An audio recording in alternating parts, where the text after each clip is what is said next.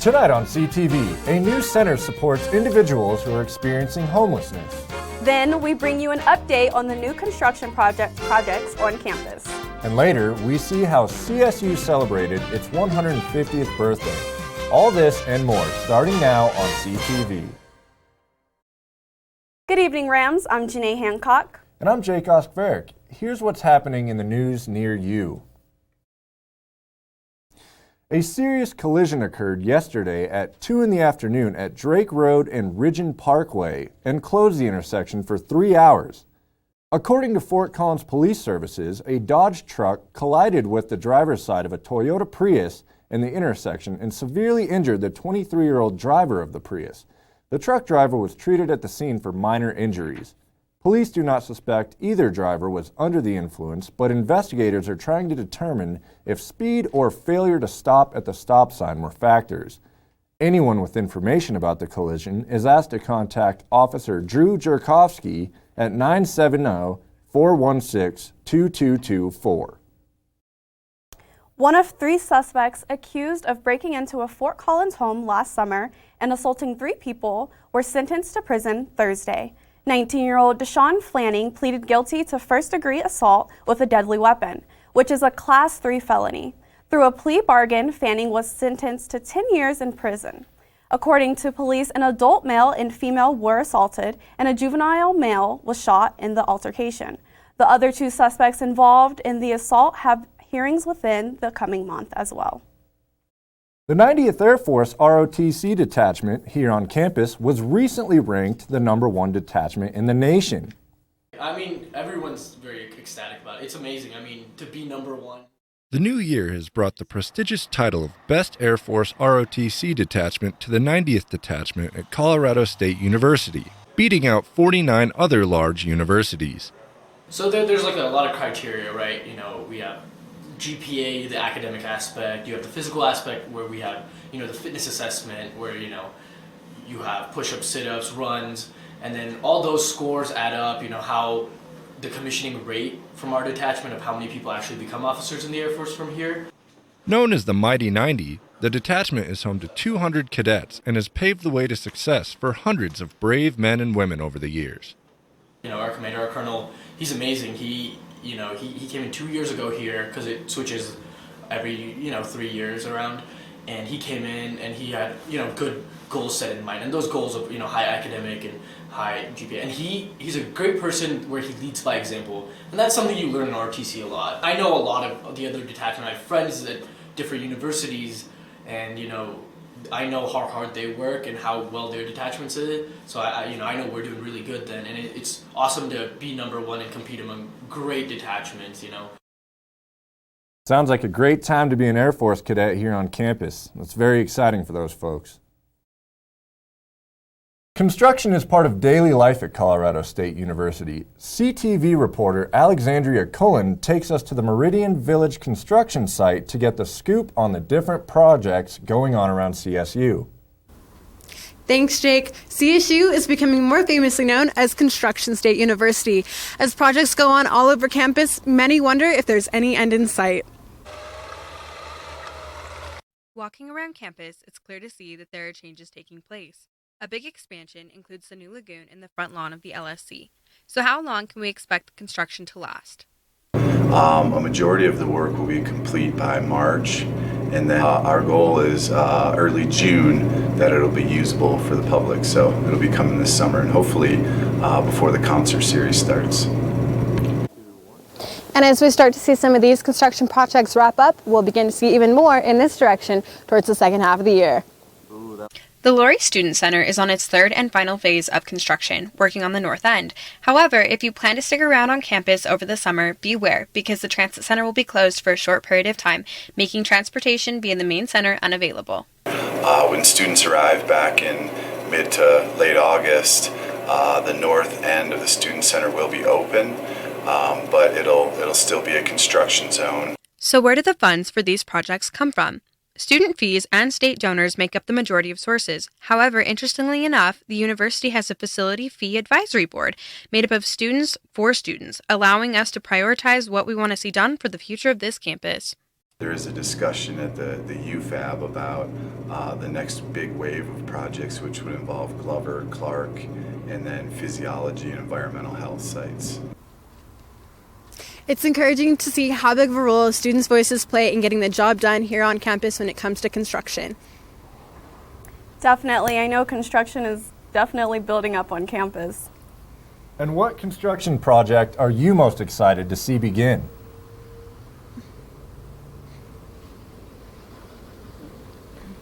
As someone who spends a lot of time in Clark, I can't wait to see that construction kick off.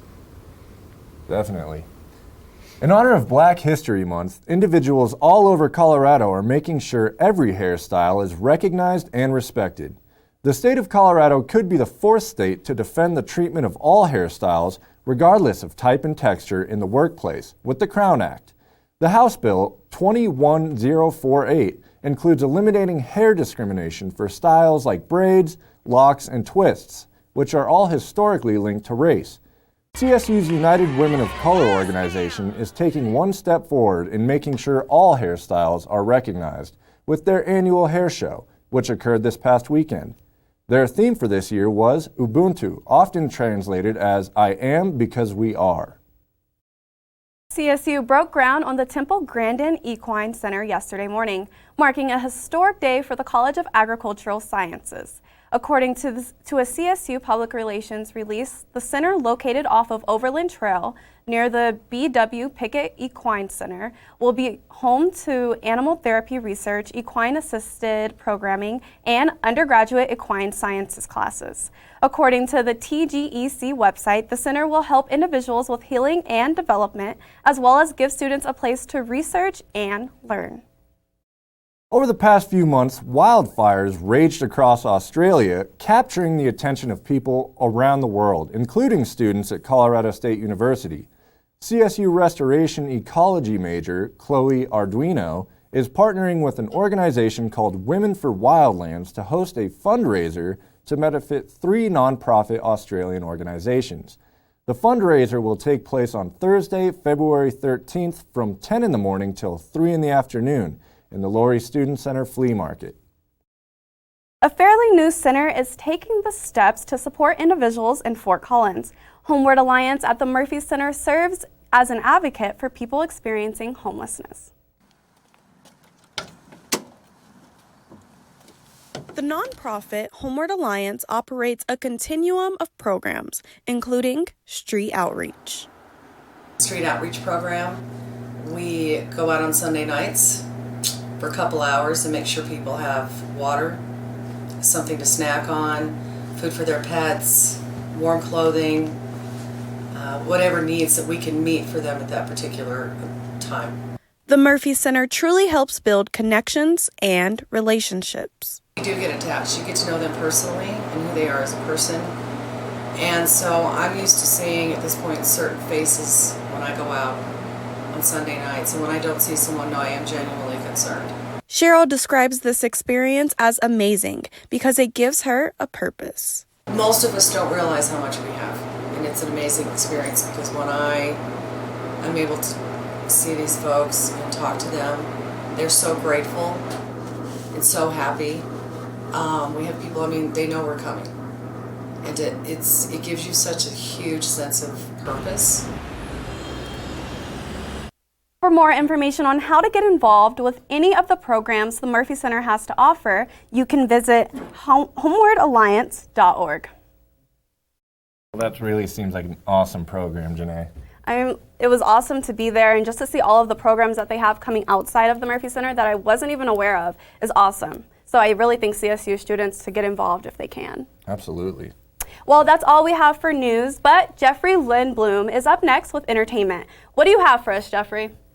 Well, Janae, I got a sneak preview behind the scenes of the musical Cabaret that CSU is performing on Thursday. Stay tuned because that's coming up next.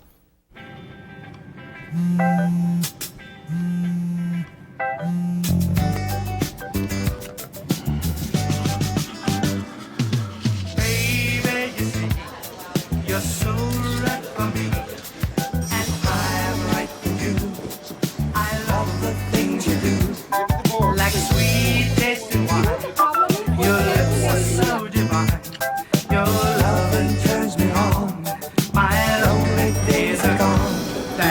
why I'm never gonna let you go. Never gonna let you go. Babe, I'm never gonna let you go. No, no, never gonna let you go. Baby, never gonna let you go. Never gonna let you go. Babe, I'm never gonna. Here you go. Thank you. Thank you. Never gonna let you go.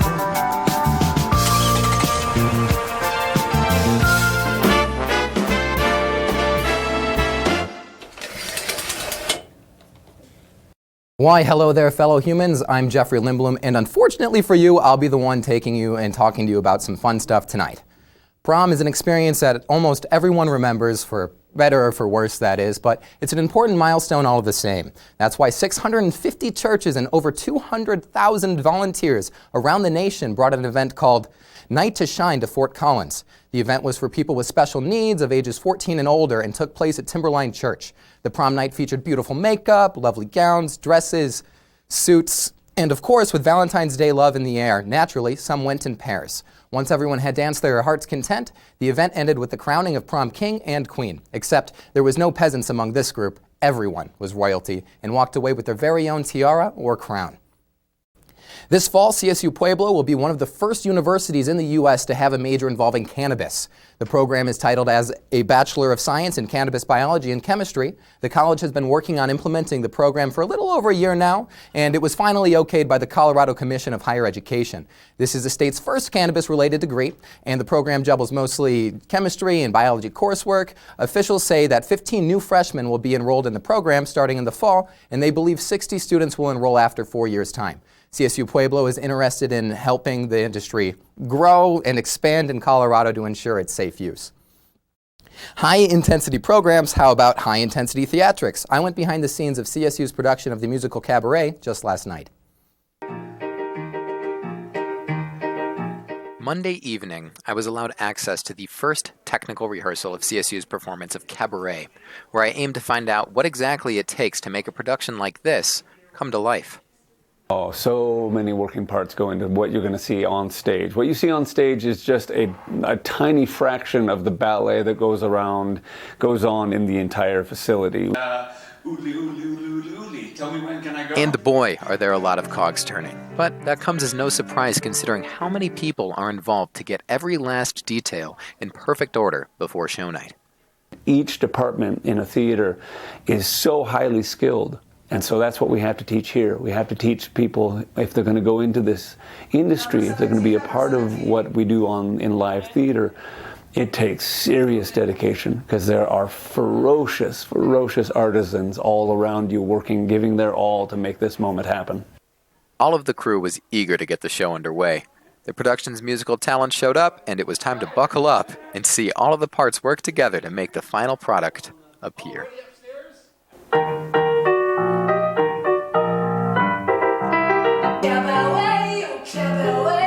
To be dedicated to creating the same idea and to be able to dance and flow in the moment and be flexible, that is the beauty of what we do in live theater. It's so magical and it's so powerful.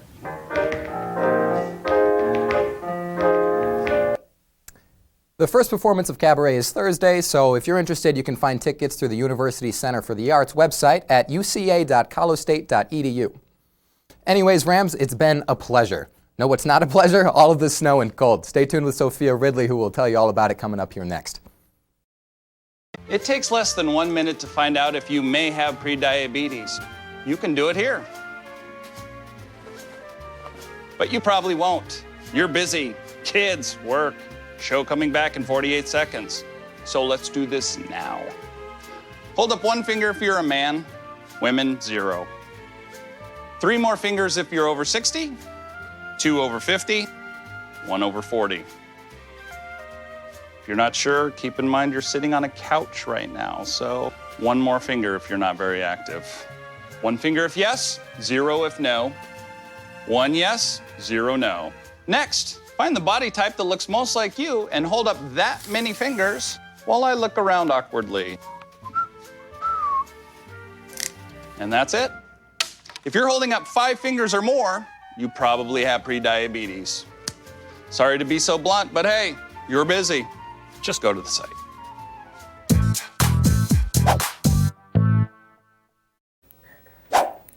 Good evening, Rams. I'm Sophia Ridley with tonight's weather. As you can see, it's 23 degrees and very clear outside. The clouds finally went away. The wind is at about 4 miles per hour northwest, and it's pretty humid outside, so keep warm for tonight. The sun set around 5:28, so unfortunately, it's going to just be cold and stay cold. As you can see, across campus, everyone was bundled up, but it was a clear crystal day. It wasn't too bad. Unfortunately, the cold is here to stay, even though the snow is slowly starting to dissipate. So even though you might want to, let loose with the sun shining out, don't. You're going to want to bundle up. It's freezing all day, every day, for what seems like eternity. As you can see, though, the snow is melting. Don't let it fool you. Like I said, freezing cold. And if you look at tonight's overnight lows, it only gets colder. As you can see in Fort Collins, it's 19 degrees, and as you head down the I-25 corridor, it gets colder. And then when you go out towards the mountains, look at Gunnison, -2 degrees. Up by Craig, +2 degrees. Over here by Burlington and Lamar, you can see it's about 15 degrees and 21 degrees. Tomorrow's forecast, 36 degrees with a low of 11. It'll be mostly sunny, but clouds in and out throughout the day, but it'll be super windy, so that warm 36 degrees won't feel quite that warm.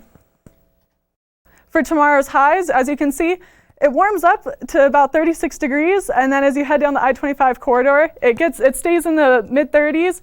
Out towards the mountains, in Grand Junction, Gunnison, Telluride, it fluctuates a little bit between 43, 25, and 23. Over out by Burlington and Lamar, it's a little bit warmer than across the state, but not much. And for the rest of the week's forecast, it's cold. It won't get much warmer. It goes from 36 on Wednesday to 30 on Thursday, 45 Friday, and Saturday 36, and Sunday 45. The lows will be in the mid-teens to high 20s, but like I said, it's going to be cold for a very long time.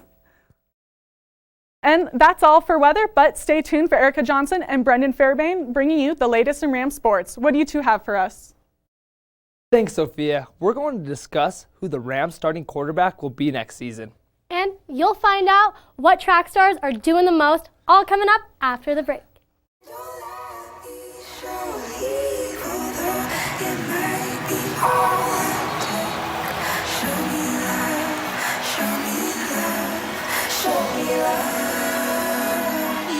I got a crick in my neck, limp in my step, cramping in my muscles every time I try to flex.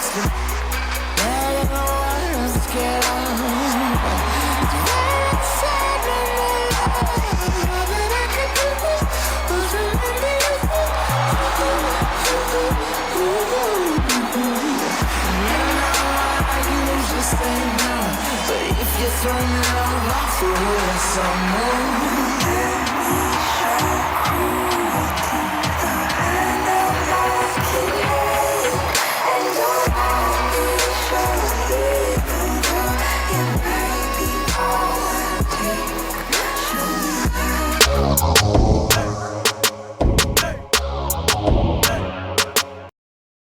Welcome back from the break, Rams, and thanks for tuning in to Primetime Sports. I'm Brendon Fairbairn.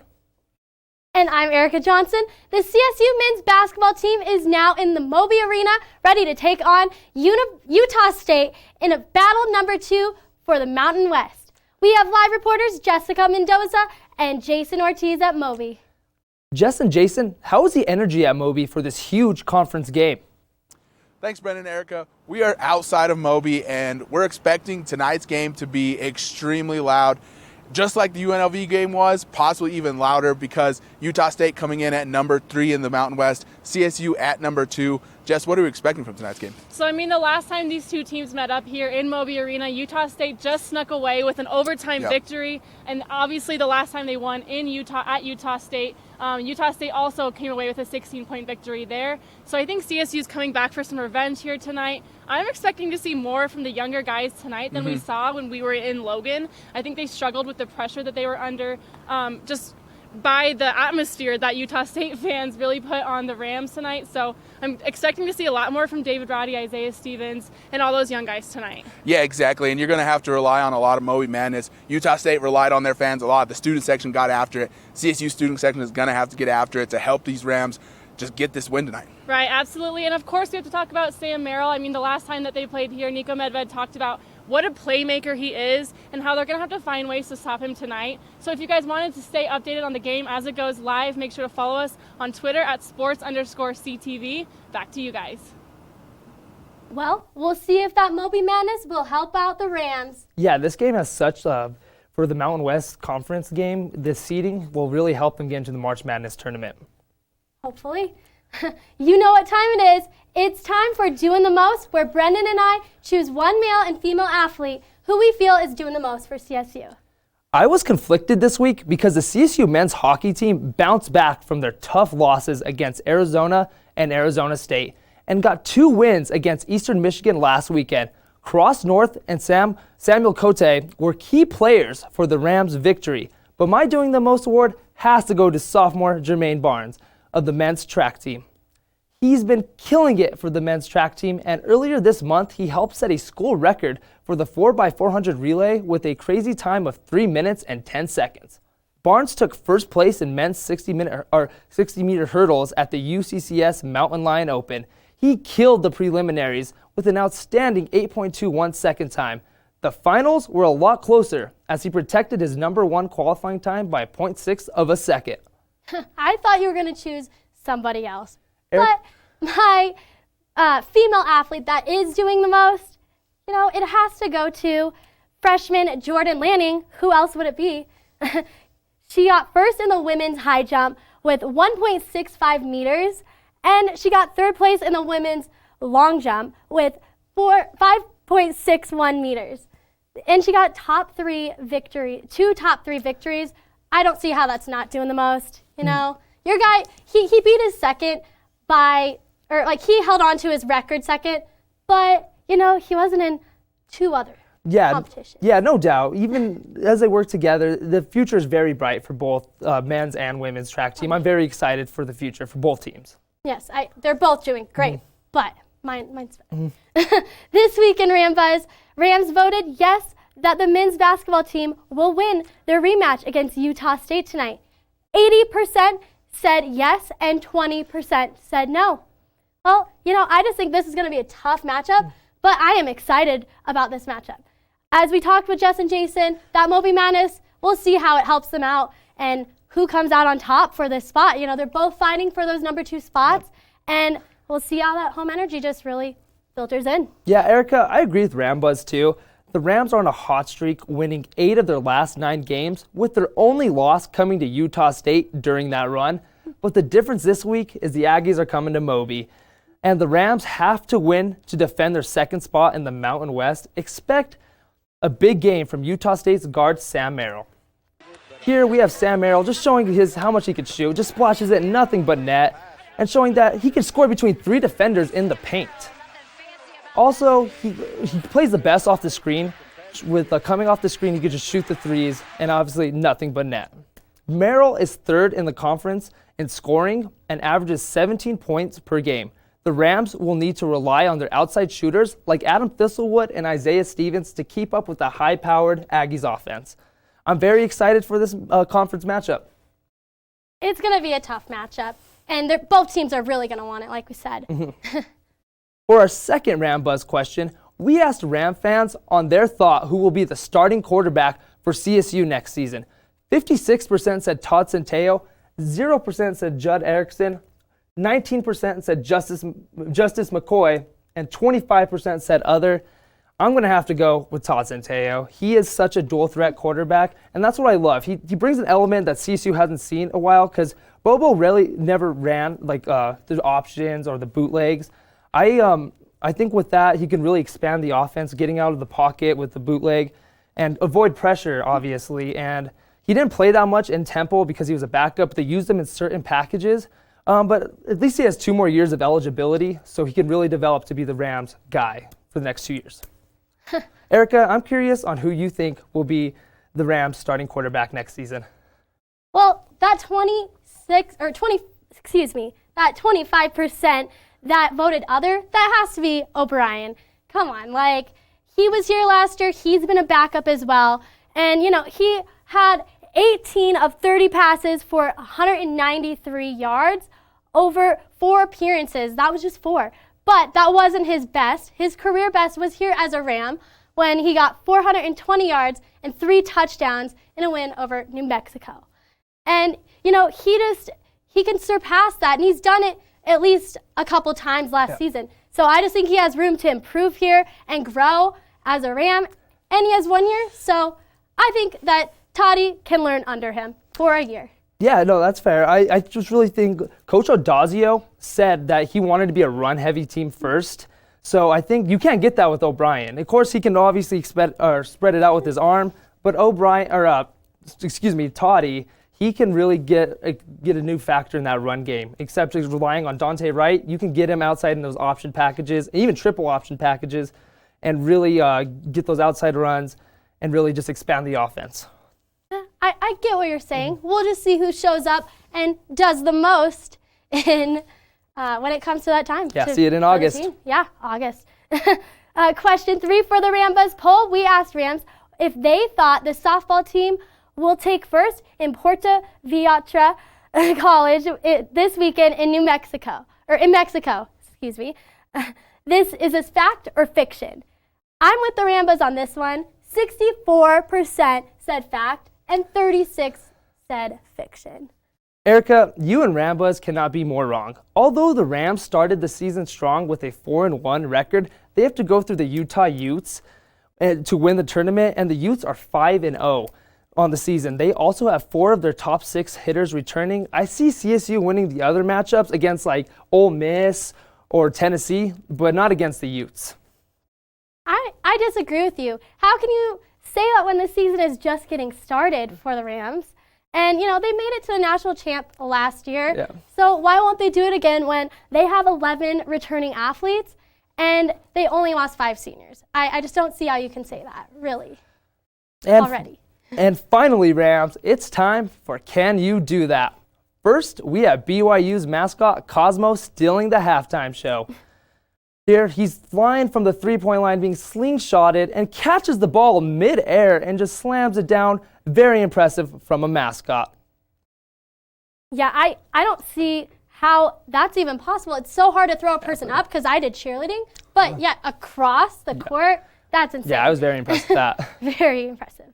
For our next Can You Do That video, we go to men's lacrosse against Quinnipiac versus Ohio State. Will Abbott, number 2 on Quinnipiac, scores this goal. See him shoot it behind his back, hits the floor, and into the net. That was his 4th goal of the game. Yeah, that play really reminded me of Patrick Mahomes. You know, just the no look behind the back. It was very impressive. That was one of my favorites this week. Oh yeah. Our final video for Can You Do That? We have Whitney Young High School against Carl Schurz High School in Chicago. Here we have Teddy Albeard catching the ball and just running up down the paint and just completely posterizing Schultz's opponent. Very disrespectful. That's why I loved it so much. Yeah, I don't know what I'd do if someone did that to me on court. I really don't know. So disrespectful. Well, Rams, that is all we have time for this week, but don't go anywhere because after the break, we will be talking about CSU's 150-year anniversary. Bye-bye. Hi. Hoping for a crisp breeze to help keep you alert. Oh, he took a sip of water too. That'll probably help. You were probably gonna turn down the radio too, so you could focus, right? Probably okay isn't okay. Right. If you see a warning sign, stop and call a cab, a car, or a friend. I think the water line is what really drove it home. I blew on him. Today, CSU turned 150 years old. It's hard to imagine that the corner of College Avenue and Laurel Street was the land given to Colorado Agricultural College. Right, Janae. The university has certainly changed a lot in the past 150 years. News reporters Edgar Cedillo and Lauren Orcutt were actually at the celebration today and are live on campus right now. How was it, Edgar and Lauren? That's right, Jake and Janae. You know, 150 years is a big milestone to celebrate. That's exactly right, Edgar. And today, students and faculty had the opportunity to celebrate with everyone earlier today. It's not every day when a university gets to celebrate its 150th year of being a land-grant institution. But today was that day for Colorado State. It's a great accomplishment. CSU is a wonderful institution academically, as well as the research initiatives that we have going, and it's just an exciting time from its beginnings as a land-grant university to what it's grown to now. The birthday party took place in the Foundry Dining Center, where students and faculty were welcomed by the CSU pep band, cheer team, and Cam the Ram himself. Being on campus, you feel immersed in that Ram pride and that green and gold, and I like to tell my friends and family that I bleed green and gold, and I think it's true, especially on days like today. This celebration not only celebrated CSU's history as a university, but it awarded Elizabeth Libby Coy, the first woman to graduate from then Colorado Agricultural College, with the Founders Day Medal, an award that recognizes outstanding contributions to the university. There were many people in attendance at this event, and faculty and students can expect to see CSU continue to grow for what they hope to be another 150 years. That definitely looked like a very popular place to be on campus today. Now, can you tell us just why this celebration was so important to the CSU community? That's right. Before Colorado even became a state, CSU was established. So not only were there celebrations here on campus, but all over the state as well. In the state capital and at the city of Fort Collins, they proclaimed the day in honor of the 150th celebration. That's right, Edgar. Now, Mayor Wade Troxel actually signed that proclamation back in September. This proclamation said that the year 2020 will be a year of celebration for the Fort Collins community for CSU's founding. Now, Edgar, I definitely think that shows the tight bond that CSU and Fort Collins have. It really is an awesome relationship that the city and the university have. So. Yeah.